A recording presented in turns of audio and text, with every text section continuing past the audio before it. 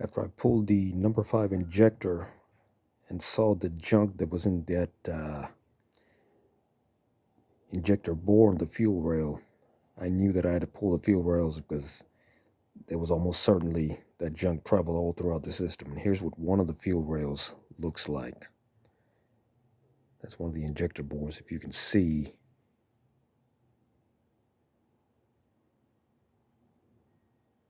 See that junk in there? It's like a gum. When I scrape it, it's like a gum. Look at that.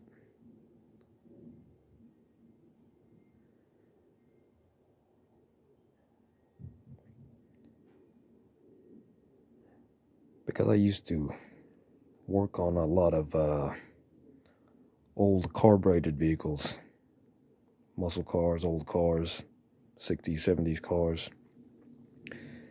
And I got some old cars myself. I know from experience that when you leave gas, it's been sitting in the carburetor, and you leave it to sit, for months at a time, and it all evaporates out through the vents.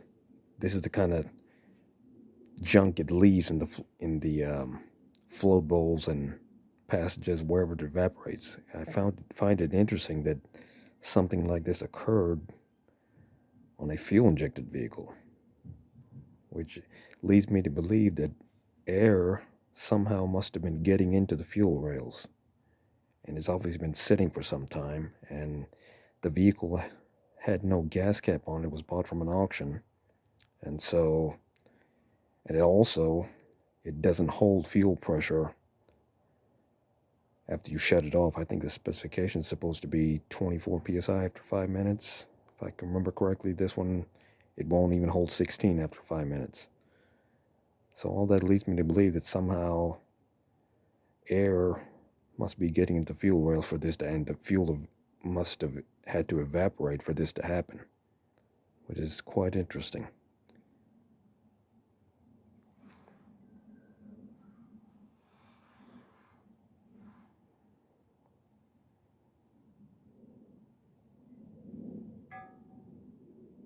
Look at that.